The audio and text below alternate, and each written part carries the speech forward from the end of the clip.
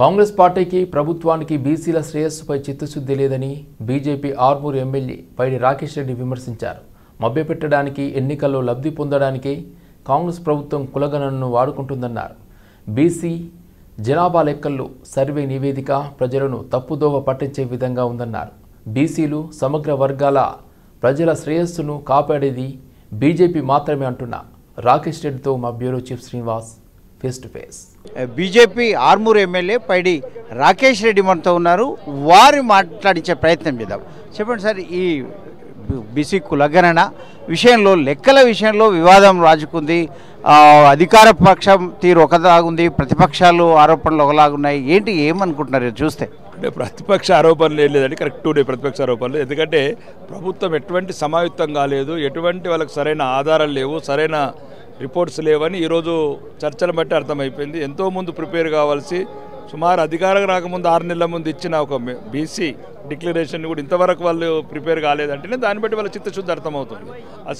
ప్రత్యేక అసెంబ్లీ సమావేశాలు పెట్టి 30 సెకండ్ల లోపల అసెంబ్లీ వాయిదా వేసినట్టునే వాళ్ళ మోసపూరిత ద్రోహ బుద్ధి అర్థమవుతుంది. కాబట్టి ఇదేదో మసిబూసి మారడికాయ చేసి నిజమైన బీసీలకు అన్యాయం చేసే ఎత్తుగడలు ఇది ఒక పన్నాగం. ఈ నివేదికలో బీసీ ముస్లిం జనాభాని విడిగా చూపించారు, అట్లా క్రిస్టియన్ విషయంలో అసలు ప్రస్తావనే లేదు అనే విమర్శలు వస్తున్నాయి. మీరు ఎట్లా చూస్తారు? ఇప్పుడు ఈ మైనారిటీ బీసీలని బీసీలలో కలపడం వల్ల నిజమైన బీసీలకు అన్యాయం జరుగుతుంది. కాంగ్రెస్ ఉద్దేశమే అది. బీసీల వ్యతిరేక పార్టీ, బీసీలకు ద్రోహం చేసే పార్టీ. కాబట్టి అది మోసపూరిత చర్యల భాగం. తెలంగాణ ప్రజలు మేల్కొన్నారు, తెలంగాణ ప్రజలు చూస్తున్నారు. ఈ 14 నెలల నుంచి నువ్వు ఏవైతే వాగ్దానాలు ఇచ్చినావో వాగ్దానం నిలబెరచకుండా కొత్త నాటకం తెరలేపావని అర్థమవుతుంది. కాబట్టి ఈ మొత్తం ఈ అంతర్భాగమైన ఈ జగన్నాటకంలో తెలంగాణ ప్రజలు ముఖ్యంగా బీసీ సోదరులు మేల్కొన్నారు. మీకు ఇంకా కర్రువాచి వాత పెడతారు. మీరు ఏం తొందరపడే అవసరం లేదు, ఏం టెన్షన్ పెట్టుకునే అవసరం లేదు. ఎస్సీ వర్గీకరణ విషయంలో ఈ ప్రభుత్వం ఏం చేయబోతుంది అనిపిస్తుంది. నివేదిక కూడా వచ్చింది. ఎస్సీ వర్గీకరణ ఒకసారి సుప్రీంకోర్టు తీర్పు వచ్చిన తర్వాత ఎటువంటి వాదోపవాదాలకు అవకాశం ఉండకూడదు. గతంలో అనేక సార్లు బీసీ కులగణనకు బీజేపీ వ్యతిరేకంగా ఉంది అని ఆరోపించింది కాంగ్రెస్ పార్టీ, పదే ఆరోపిస్తూ వస్తుంది. ఇప్పుడు తాజా కులగణన నివేదిక విషయంలో మీ స్టాండ్ ఏంటి? ఇప్పుడు మా స్టాండ్తో వాళ్ళకి సంబంధము. వాళ్ళు డిక్లరేషన్ ఇచ్చింది వాళ్ళు, ఇంప్లిమెంట్ చేయమంటుంది వాళ్ళు, కులాల లెక్కలు తీసింది వాళ్ళు, ప్రభుత్వం వాళ్ళు. మీకేమంటే వచ్చింది మా వల్ల? ఇప్పుడు మేము అనుకూలమా వ్యతిరేకం అనేది మా గురించి మీరు కితాబిచ్చే అవసరం లేదు. భారతదేశంలో ఈరోజు ఏ పార్టీ అని ఉన్నది అంటే ఇప్పుడు గాంధీల కుటుంబము 60 ఏళ్ళు కులికిన కుటుంబం గాంధీల కుటుంబము ఈరోజు 11 సంవత్సరాల నుంచి ఒక బీసీ బిడ్డని ప్రధానమంత్రి చేసి ఒక మన మేజర్ సీఎంలను బీసీలకు ఇచ్చి ఈరోజు భారతదేశాన్ని నడుపుతున్నది భారతీయ జనతా పార్టీ. భారతీయ జనతా పార్టీకి మీ కితాబులు మీ మెరిట్స్ మాకు అవసరం లేదు. కాబట్టి నేనేం చెప్తున్నానంటే ఇది మీరు ఏదనుకున్నారో డిక్లరేషన్ అది ఇంప్లిమెంట్ చేసి స్థానిక సంస్థలకు ఎందుకండి ఇదంతా ఎందుకు? ఇవంతా బీసీ సోదరులను మోసపుచ్చడము, ఇట్లాంటి 2011, 16, 2024 ఏవైతే లెక్కలకు సరిపోలుతలేవని మళ్ళీ దాన్ని బుట్టలో తోలేమో, ఇవన్నీ కరెక్ట్ కాదు. ప్రధానమంత్రినే బీసీని చేసుకున్నాము, అలాగే మెజారిటీ రాష్ట్రాల సీఎంలు కూడా బీసీలో ఉన్నారు మా బీజేపీ పార్టీ తరఫున. అలాంటి మా బీజేపీని వేలెత్తి చూపే పరిస్థితి అవకాశము కాంగ్రెస్కు లేదంటున్నారు, ఖండిస్తున్నారు కాంగ్రెస్ వ్యాఖ్యలను కూడా. అలాగే ఎస్సీ వర్గీకరణ విషయంలో సర్వోన్నత న్యాయస్థానం ప్రకారం నడుచుకోవాల్సిందే స్పష్టంగా చెప్పింది. రాష్ట్రాలు వర్గీకరణ చేసుకోవచ్చు అన్న తర్వాత ఇంకా మీనమేషాలు లెక్క పెట్టద్దు. ఇది అంతా రాజకీయంగా వాడుకోవడానికే రాష్ట్ర ప్రభుత్వం వాడుతుంది. ఇతర ప్రజలకు ఇచ్చిన హామీలను అమలు చేయకుండా పక్కదారి పట్టించేందుకే ఈ రకమైన ఎత్తుగడలు వేస్తుంది కాంగ్రెస్ ప్రభుత్వం తప్ప వేరే వాళ్ళకి చిత్తశుద్ధి లేదని కూడా పైడి రాకేష్ రెడ్డి బీజేపీ ఎమ్మెల్యే చెప్తున్న పరిస్థితి. వీడియో జర్నలిస్ట్ మాధవ్తో శ్రీనివాస్, విజయన్, హైదరాబాద్. సామాజిక ఆర్థిక సర్వే నివేదికలు ఉభయ సభల ముందుకు తీసుకొచ్చింది ప్రభుత్వం. తెలంగాణ సామాజిక ఆర్థిక విద్య, ఉపాధి, రాజకీయ కులగణన రిపోర్ట్లను ముఖ్యమంత్రి రేవంత్ రెడ్డి అసెంబ్లీలో ప్రవేశపెట్టారు. సామాజిక ఆర్థిక ఉపాధి విద్య కుల సర్వే నివేదికల సమగ్ర ఇంటింటి కుల సర్వే నిర్వహించాలని 2024 ఫిబ్రవరిలో ప్రభుత్వం నిర్ణయం తీసుకుందన్నారు. బీసీ లెక్కలు తేల్చి వారికి అవకాశాలు కల్పిస్తామని రాహుల్ గాంధీ పాదయాత్రలో హామీ ఇచ్చారని, రాహుల్ గాంధీ ఇచ్చిన మాట ప్రకారం మేము కులగణన చేపట్టామన్నారు. మంత్రి ఉత్తమ్ నేతృత్వంలో కమిటీ వేసి ప్రక్రియను ముందుకు తీసుకెళ్తామని తెలిపారు. నవంబర్ 9 నుంచి 50 రోజుల పాటు సర్వే నిర్వహణ జరిగిందని తెలిపారు. తెలంగాణలో 1.12 కోట్ల కుటుంబాల సర్వే జరిగిందని వెల్లడించారు. పట్టణాల్లో 45.15 లక్షల కుటుంబాల్లో సర్వే జరగ్గా గ్రామాల్లో 66.39 లక్షల కుటుంబాల్లో సర్వే జరిగిందన్నారు. కుల సర్వే డేటాను సంక్షేమ విధానాల తయారీకి వాడతామని సీఎం తెలిపారు. కేసీఆర్, కేటీఆర్, హరీష్ రావు సహా చాలామంది బీఆర్ఎస్ నేతలు సర్వేలో పాల్గొనలేదని, బీజేపీ నేతల్లో డీకే అరుణ కూడా సర్వేలో పాల్గొనలేదని సీఎం రేవంత్ రెడ్డి అన్నారు. భూముల వివరాలు అడగడం చూసి చాలామంది నేతలు సర్వేను బహిష్కరించారని అన్నారు. భూముల వివరాలు అడిగితే బీఆర్ఎస్ నేతలు ఎందుకు భయపడ్డారని ప్రశ్నించారు. ప్రభుత్వం అధికారికంగా చేపట్టిన సమాచార సేకరణకు ప్రజాప్రతినిధులే సహకరించలేదన్నారు. 4/2025 ఈనాటికి సరిగ్గా సంవత్సరం పూర్తి చేసుకుంటున్న సందర్భంగా ఈ నిర్ణయము నివేదికగా మారి ఈ సభ ముందుకు ఒక ప్రభుత్వ అధికారిక డాక్యుమెంట్గా ఈరోజు సభలో ప్రవేశపెట్టినాం అధ్యక్ష. అదేవిధంగా ఈ క్రింది సర్వే డేటా మరియు ఫలితాలను పూర్తిగా తెలంగాణ నివాసితులు ఎన్యూమరేటర్లుగా స్వచ్ఛందంగా చెప్పిన సమాచారంపై ఆధారపడ్డాయి.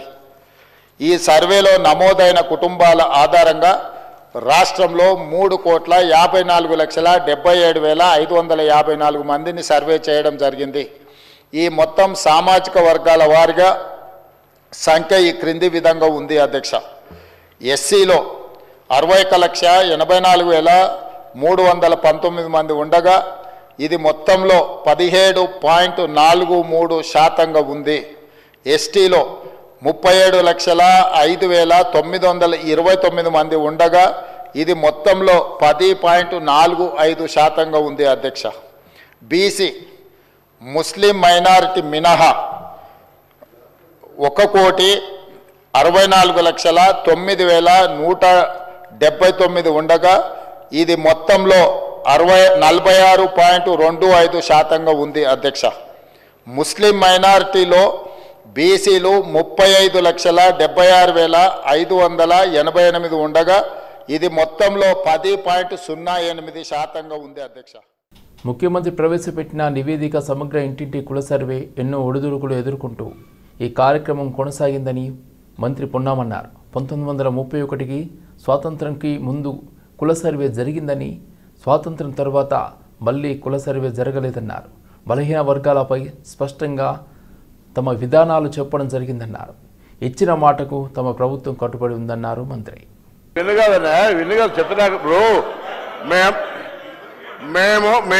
మేము సబ్ కమిటీ చైర్మన్గా ప్రజల ముందు ఉంచినాము.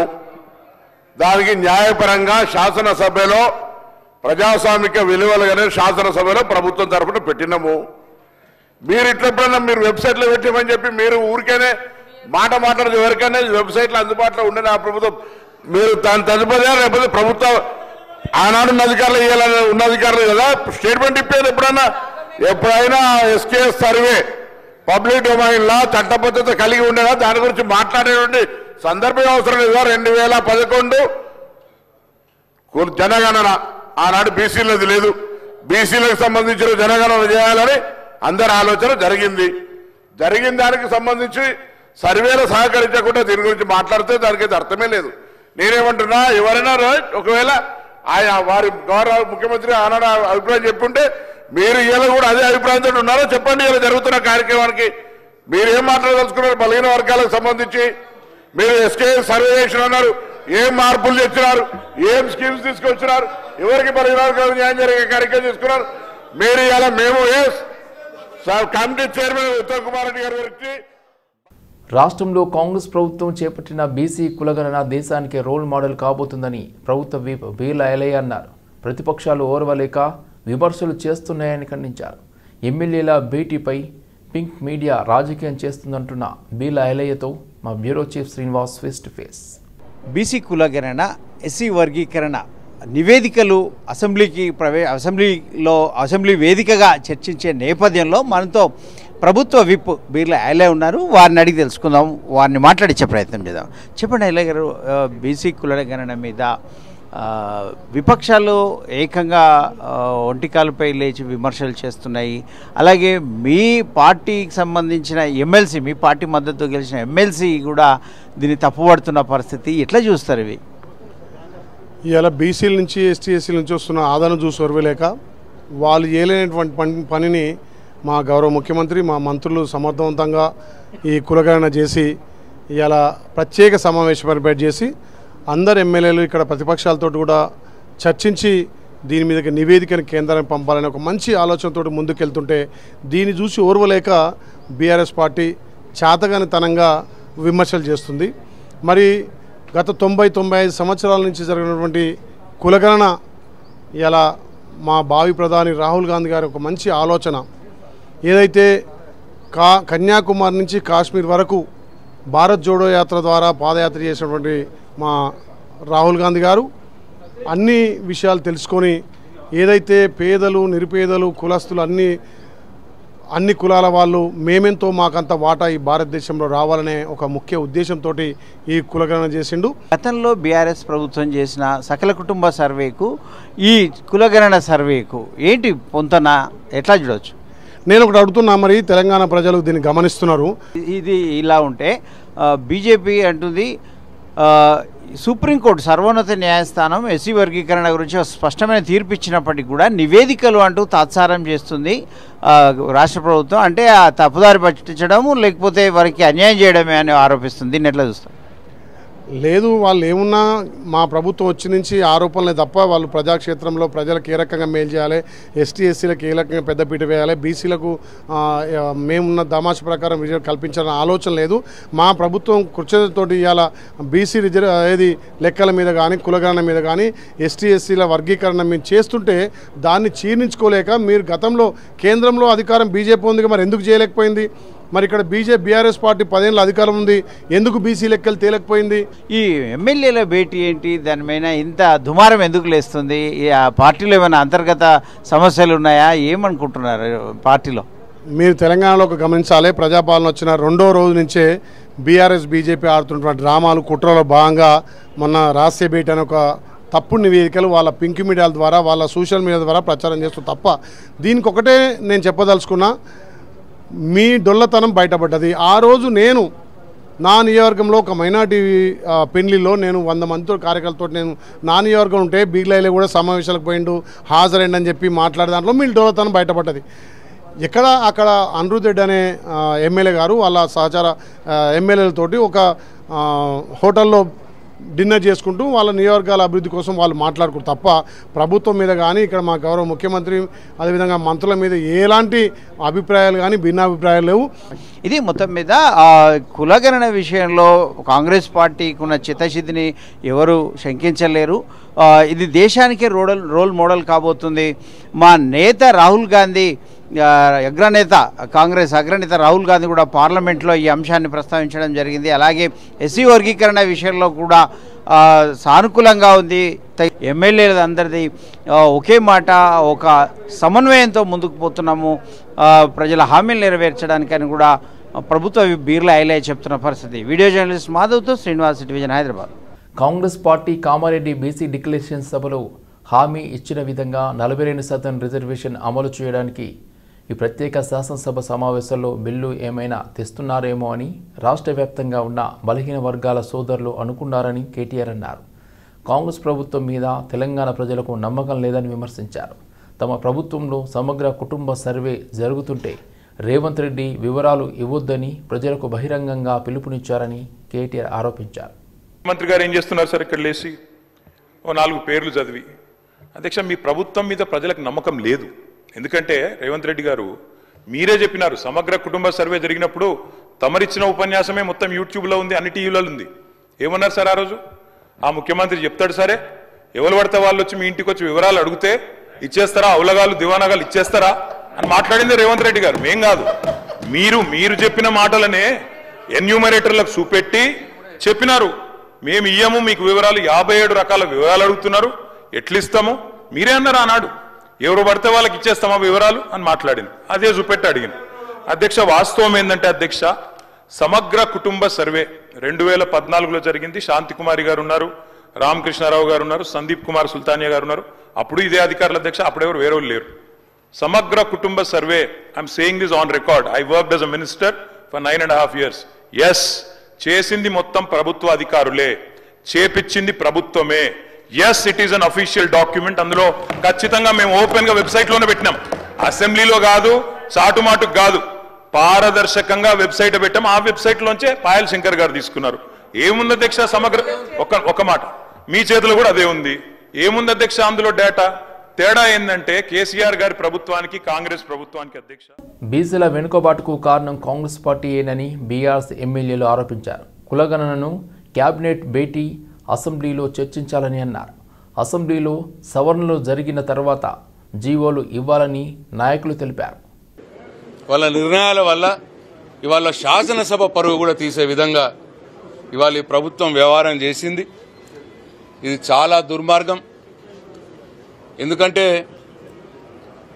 వాళ్ళు ఒకవేళ మంత్రివర్గ సమావేశము 10 గంటలకు పెట్టుకొని 10 గంటలకు పెట్టుకొని 11 కల్లా శాసనసభ పెడతామని వాళ్ళే అన్నారు. మరి మంత్రివర్గ సమావేశంలో చర్చించవలసిన అంశం చాలా ముఖ్యమైన అంశాలు, బీసీలకు సంబంధించి ఎస్సీ వర్గీకరణకు సంబంధించింది చాలా ముఖ్యమైన అంశాలు చర్చించాలి. దాన్ని వాళ్ళు ఒక అర్ధగంటలు ఎట్లా కంప్లీట్ చేసుకుంటామని మొదలనుకున్నారు, 11 గంటలకు శాసనసభ పెడతామని ఎట్లా అనుకున్నారు. అసలు ఈ ప్రభుత్వం ఏమైనా ఆలోచనతోటి నడుస్తూ ఉన్నదా? వీళ్ళకి ప్రొసీజర్స్ ఏమైనా ఉన్నాయా? ఇందులో కూడా నేను ఎమ్మెల్యేగా ఉన్నాను. అప్పుడు స్పీకర్ గారు మనోహర్ గారు తెలంగాణ ఉద్యమం కోసము హౌస్ అంతా కూడా గొడవ చేస్తుంటే ఒక అరగంట నుంచి 45 మినిట్స్ వరకు కూడా సభను ఆర్డర్ తీసుకొచ్చే ప్రయత్నం చేసే కూడా అప్పుడు సభ ఆర్డర్ రాకపోతే అప్పుడు అడ్జస్ట్ చేసుకున్న పరిస్థితి మేము చూసాం. దాని తర్వాత ఏ రోజు కూడా సభ డిస్టర్బెన్స్ కాకుండా అడ్జెంట్ కాలే. కానీ ఈరోజు మమ్మల్ని అందరినీ బీసీలను 11 గంటలు రండి, రాష్ట్రమంతా సంబరాలు జరుపుకుంటున్నారు, మీరు కూడా రావాలి అంటే ఈరోజు రథసప్తమి. బీఆర్ఎస్ అధినేత కేసీఆర్ అక్క చీటి సకలమ్మ ఇటీవల కన్నుమూసిన సంగతి తెలిసిందే. ఇవాళ ఆమె దశదిన కర్మ నిర్వహించారు. ఈ నేపథ్యంలో కేసీఆర్కు ప్రధాని మోదీ సంతాప సందేశాన్ని పంపారు. కేసీఆర్కు లేఖ రాశారు. అక్క మరణంతో బాధాతప్త హృదయంతో ఉన్న కేసీఆర్కు వారి కుటుంబ సభ్యులకు సానుభూతిని తెలియజేస్తున్నారని ప్రధాని పేర్కొన్నారు. సకలమ్మ మరణ వార్త తెలుసుకుని దిగ్భ్రాంతి చెందామని తెలిపారు. ఈ ఘటన తనను బాధకు గురి చేసిందని తెలిపారు. ఆమె మరణం కుటుంబ సభ్యులకు తీరని లోటు అని అన్నారు. సకలమ్మ అనురాగశీలి, మానవీయ దయా గుణాలు కలిగిన గొప్ప వ్యక్తి అని తెలిపారు. ఆమె మానవతా విలువలు ఎప్పటికీ గుర్తుండిపోతాయని అన్నారు. పాలనపై కాంగ్రెస్ ప్రభుత్వానికి చిత్తశుద్ధి లేదని BJP deputy floor leader Payal Shankar ధ్వజమెత్తారు. శాసనసభలో కాంగ్రెస్ వ్యవహారం దుర్మార్గంగా ఉందని ఆక్షేపించిన ఆయన ఎవరి అభిప్రాయం తీసుకోకుండా క్యాబినెట్ పేరుతో సభను వాయిదా వేయడం బాధాకరమన్నారు. ప్రభుత్వం పద్ధతి మార్చుకోవాలని, సభ మర్యాదలను కాపాడాల్సిన బాధ్యత ప్రభుత్వానికి ఉందని పేర్కొన్నారు. ఇచ్చినటువంటి 6 గ్యారంటీలని అమలు చేయలేనటువంటి దుస్థితిలో ఎక్కడికక్కడ కాంగ్రెస్ పార్టీ మీద వ్యతిరేకత వచ్చింది. అంతర్గతంగా చేసుకుంటున్నటువంటి సర్వేల మీద కూడా పూర్తిగా వ్యతిరేకత ఉన్నది. మంత్రుల మధ్యన సయోధ్య లేదు, ఎమ్మెల్యేలు తిరుగుబాటు చేస్తున్నారు. ఇదంతా కూడా గమనించినటువంటి కాంగ్రెస్ పార్టీ ఇవన్నీ కూడా ప్రజలు మర్చిపోవాలా, ఇవన్నీ కూడా ప్రజలు గమనించద్దన్న ఒక ఆలోచనతోని కేంద్ర ప్రభుత్వం ప్రవేశపెట్టినటువంటి బడ్జెట్ మీద రాద్ధాంతం చేసేటటువంటి ప్రయత్నం చేస్తా ఉన్నది. ఏ రకంగానైతే గతంలో కూడా కాంగ్రెస్ పార్టీ బీసీలను మోసం చేసిందో ఇప్పుడు కూడా అదే రకమైనటువంటి పంతాన్ని కాంగ్రెస్ పార్టీ ఎంచుకున్నది. దానిలో భాగంగానే ఒకరోజు అసెంబ్లీ సమావేశం పెట్టి తూతూ మంత్రంగా తీర్మానం చేసి ఈ నెప మీద మిగతా వాళ్ళ మీద నెట్టివేసి మనం తప్పించుకుందామని ఆలోచన చేస్తున్నట్టు మాకు అనిపిస్తా ఉన్నది. నిజంగా మీకు ఇంత బీసీల మీద గొప్పగా మీరు ఇచ్చినటువంటి హామీని అమలు చేయాలనే ఆలోచన ఉంటే ఒక రోజు ముందే సమాచారం అసెంబ్లీకి సమావేశం పెడతామని చెప్తారు. అసలు ఏం చేసిండ్రు, మీ సర్వే ఏ రకంగా జరిగింది, దాని మీద విపులంగా చర్చ జరగాల, బీసీ మేధావులందరినీ కూడా ఇన్వాల్వ్ చేయాల. ఏది లేకుండా ఒక అసెంబ్లీ సమావేశం పెట్టేసి మా పని అయిపోయిందనే విధంగా చేస్తారు అనే అనుమానం మాకు వస్తున్నది.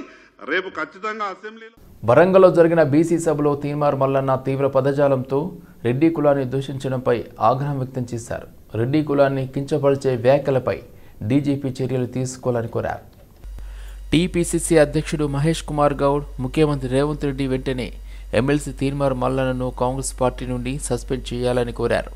తీన్మార్ మల్లన్న రెడ్డి కులానికి క్షమాపణ చెప్పి తన వ్యాఖ్యలను వెనక్కి తీసుకోవాలని డిమాండ్ చేశారు. లేని పక్షంలో రాష్ట్ర వ్యాప్తంగా పెద్ద ఎత్తున ఆందోళనలు చేపడతామని రెడ్డి సంఘం రాష్ట్ర కన్వీనర్ బొద్దూరి వెంకటేశ్వర్ రెడ్డి హెచ్చరించారు. నేను బద్దూరి వెంకటేశ్వర రెడ్డి, రెడ్డి సంఘం స్టేట్ కన్వీనర్ను. అయితే మొన్న 2 తారీఖు రోజు వరంగల్లో బీసీ గర్జన సభలో తీన్మార్ మల్లన్న ఏదైతే ఉన్నాడో రెడ్డి కులం గురించి మా మనోభావాలు దెబ్బతినేలా అంటే వికృత చేష్టలు పిచ్చెక్కినట్టు చాలా రెచ్చగొట్టే మాటలు మాట్లాడిండు. ఇవన్నీ కూడా మా రెడ్డి కుల ఆత్మబంధువులు అందరికీ కూడా మా ఆత్మమానం దెబ్బతిన్న విధంగా మాట్లాడిండు. తీన్మార్ మల్లన్న ఖబర్దార్ చెప్తున్నా, నీకేమన్నా బీసీలకు ఏమన్నా కావాలనుకుంటే బీసీల గురించి కొట్లాడు, కానీ ఇంకో కులాన్ని దూషించే హక్కు కానీ ఏది కానీ నీకు లేదు. నువ్వు రాజ్యాంగబద్ధంగా ఎమ్మెల్సీగా ఉన్నావు, ఎన్నికైనావు. నువ్వు ఇలా మాట్లాడితే నువ్వు ఏం సమాధానం చెప్తావు, ఏం మెసేజ్ పంపిస్తావు? మా రెడ్డి కులం చెప్తున్నా, మేము ఊర్లల్లో అన్ని కులాలతోని అందరం కూడా అన్నదమ్ముల లెక్క ఉన్న మంచి వాతావరణం రాష్ట్రంలో. ఇప్పుడు నువ్వు బీసీలకు ఏం చేసినావు? నువ్వు ఇంతకుముందు ఎప్పుడు ఏం చేసినావు? నువ్వు ఇంతకుముందు ఛాయ్ పైసలు అడుక్కున్నావు, నువ్వు ఇవాళ 1000 కోట్లకు పోయినావు. ఏ విధంగా పోయినావు? మరి ఇంతకుముందేమో ఛాయ్ పైసలు కూడా గతి లేకుండా ఇవాళ హెలికాప్టర్లే. మరి బీసీలందరినీ ఆ స్టేజ్కి తీసుకొచ్చినావా? నీ స్వార్థం కోసం, మంత్రి పదవి ఏదో ఆశిస్తున్నావు కాబట్టి నీ స్వార్థం కోసం ఎందుకు రెచ్చగొట్టే మాటలు ఎందుకు? నీకేమైనా ఆవేదన ఉంటే, నీకెవరన్నా డైరెక్ట్ ఉంటే వాళ్ళని మాత్రమను, కానీ కులాన్ని సాగు చేసుకుంటున్న భూములకు పట్టాలు ఇవ్వాలని డిమాండ్ చేస్తూ మహబూబాబాద్ జిల్లా కేసముద్రం మండలం నారాయణపురం రైతులు ఆందోళనకు దిగారు. పెట్రోల్ బాటిల్, పురుగుల మందు డబ్బా పట్టుకుని కేసముద్రం తహసీల్దార్ కార్యాలయం ఆవరణలో ఉన్న వాటర్ ట్యాంక్ ఎక్కి నిరసన తెలిపారు. 60 ఏళ్లుగా సాగు చేస్తున్న వ్యవసాయ భూములకు కొత్త రెవెన్యూ గ్రామంగా ఏర్పడిన నాటి నుండి సమస్య ఉందని పేర్కొన్నారు. పలుమార్లు అధికారులు సర్వే నిర్వహించినప్పటికీ కొంతమందికే పట్టాలు ఇస్తూ చేతులు దులుపుకున్నారని ఆరోపించారు. పట్టాలు ఇవ్వకపోవడంతో పథకాలు పొందలేకపోతున్నామని రైతులు ఆవేదన వ్యక్తం చేశారు. 6 నెలలు అయింది. ఆ సభలో చెప్పిన మాటను రెవెన్యూ మంత్రి మాటను రెవెన్యూ అధికారులు పట్టించుకోవట్లేదు. రేపు మాపు ఇవ్వాలా, రేపని సచివాలయం పోయినా, సీసీఎల్ఏ పోయినా కలెక్టర్ గారికి ఇవాళ పెడతా, రేపు ఇత్తా, ఇవాళ ఇత్తా అని మాపు తిరుగుతుండు. 7 ఏళ్ల నుంచి మా రైతులందరూ తిరగని కార్యాలయం లేదు, తిరగని మంత్రి లేడు, తిరగని అధికారుల దగ్గర లేదు. దయచేసి జిల్లా కలెక్టర్ గారు ఎంజాయ్మెంట్ నివేదిక మీ దగ్గర ఉంది. రైతులకు అందరికీ రైతు భరోసా వస్తలేదు, పంట అమ్ముకున్న పాస్బుక్ లేదు, రుణమాఫీ వర్తిస్తలేదు, చనిపోయిన రైతు బీమా వస్తలేదు. వెంటనే ఎంజాయ్మెంట్లో ఉన్న రైతులకు అందరికీ పట్టాదారు పాస్ పుస్తకాలు ఇచ్చి ఆ రైతులకు న్యాయం చేయాలి. న్యాయం చేయని ఎడల రోజుల సీసీఎల్ఏ ముట్టడి చేస్తాం, సీసీఎల్ఏ అసెంబ్లీ ముట్టడి చేస్తాం. జాతీయ క్రీడలో రాణించేందుకు ప్రోత్సాహకంగా టెన్నిస్ క్రీడాకారులకు, కోచ్లకు 25,000 నగదును తెలంగాణ టెన్నిస్ అసోసియేషన్ అందించింది. రాష్ట్ర క్రీడా సలహాదారు జితేందర్ రెడ్డి, క్రీడా ప్రాధికార సంస్థ చైర్మన్ శివసేన రెడ్డి చేతుల మీదుగా ఈ చెక్కులను అందించారు. రాష్ట్ర ప్రభుత్వం క్రీడలకు అత్యంత ప్రాధాన్యం ఇస్తుందని తెలిపారు. ఇప్పటికే డెహ్రాడూన్లో జరుగుతున్న 38వ నేషనల్ గేమ్స్ కోసం వెళ్లిన 261 మంది క్రీడాకారులు, కోచ్లు, సిబ్బందికి కిట్లను పంపిణీ చేసిందన్నారు. వరల్డ్ కప్ సాధించిన అండర్-19 T20 మహిళల జట్టుకు శుభాకాంక్షలు తెలిపారు. మేము సాట్స్ తరఫు నుంచి ఏదైతే వాళ్ళందరికీ కావాల్సినటువంటి కిట్స్ కానీ వాళ్ళకి ఏర్పాటు చేయడం జరిగింది. వారి తరఫు నుంచి ప్రతి ఒక్కరు అసోసియేషన్ ఎవరైతే వాళ్ళు పోతున్నారో వారికి 25,000 వారి తరఫు నుంచి అసోసియేషన్ ఇవ్వడం స్పోర్ట్స్ అథారిటీ ఆఫ్ తెలంగాణ తరఫు నుంచి వారికి ప్రత్యేక ధన్యవాదాలు తెలియజేస్తా ఉన్నాం. రాబోయే రోజుల్లో కూడా ఖచ్చితంగా అన్ని అసోసియేషన్స్ కూడా వారు కూడా స్వచ్ఛందంగా వారి ప్రోత్సాహం ఉంటేనే స్పోర్ట్స్ అథారిటీ ఆఫ్ తెలంగాణ ఏ విధమైన స్పోర్ట్స్ ప్రోత్సాహం ఉందో వారి ప్రోత్సాహం కూడా అదే విధంగా ఉండాలని కోరుకుంటూ, అదేవిధంగా అండర్-19 మహిళా క్రికెట్ వరల్డ్ కప్ సాధించినటువంటి రెండోసారి స్పోర్ట్స్ అథారిటీ ఆఫ్ తెలంగాణ తరఫు నుంచి ప్రత్యేక ధన్యవాదాలు. తెలంగాణ రాష్ట్ర సచివాలయానికి బాంబు బెదిరింపు కాల్స్ వచ్చాయి. 3 రోజులుగా గుర్తు తెలియని వ్యక్తి నుండి బెదిరింపు కాల్స్ వస్తున్నాయి. బెదిరింపు కాల్స్ నేపథ్యంలో పోలీసులు విస్తృత తనిఖీలు నిర్వహించగా ఎక్కడ బాంబు లేదని తేల్చారు. ఈ ఫోన్ కాల్స్ ఎక్కడి నుంచి వస్తున్నాయో గుర్తించిన పోలీసులు నిందితుడిని అదుపులోకి తీసుకున్నారు. బెదిరింపు ఫోన్ కాల్స్ ఎందుకు చేశాడనే కోణంలో పోలీసులు దర్యాప్తు చేస్తున్నారు. నిందితుడు 3 రోజులుగా ఫోన్ చేస్తున్నట్లు పోలీసులు వెల్లడించారు. నిందితుడిని సయ్యద్ మీర్ మొహమ్మద్ ఆలీగా గుర్తించారు. ఎస్పీఎఫ్ పోలీసులు నిందితుడిని అదుపులోకి తీసుకుని విచారిస్తున్నారు. అవినాష్ కాలేజీని బీఆర్ఎస్వీ నాయకులు ముట్టడించారు. దళిత విద్యార్థి రాహుల్ని బహిష్కరించడాన్ని నిరసిస్తూ అవినాష్ కళాశాల గేటు ముందు ధర్నా నిర్వహించారు. దాడి చేసిన వారిపైన చర్యలు తీసుకోలేదని, బాధితుడిని మాత్రమే బలి చేయడం అన్యాయమని మండిపడ్డారు. టీసీ ఇచ్చి బహిష్కరణ చేయడమే కాకుండా కేసు పెట్టడం దారుణమన్నారు. అడగడానికి వచ్చిన విద్యార్థి తల్లిదండ్రులపైన దుర్భాషలాడి బెదిరించారని మండిపడ్డారు. కౌన్సిలింగ్ పేరుతో బౌన్సర్లను పెట్టి అవినాష్ యాజమాన్యం కుట్టించిందని వాపోయారు.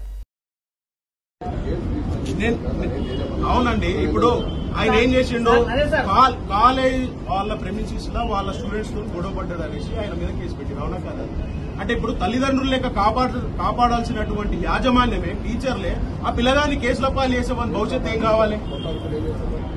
సహజమండి. ఇప్పుడు కొట్లాడరా మీ కేసులు రావా సార్? మీ పోలీస్ స్టేషన్ కేసులు రావా? మీ పోలీస్ స్టేషన్ రావా? విద్యార్థులకు కొట్లాడతారు. కౌన్సిలింగ్ చేయాలి సార్, కౌన్సిలింగ్ చేయాలి. కౌన్సిలర్లను పెట్టి బెదిరిస్తారా? కౌన్సిలింగ్ చేయాలి.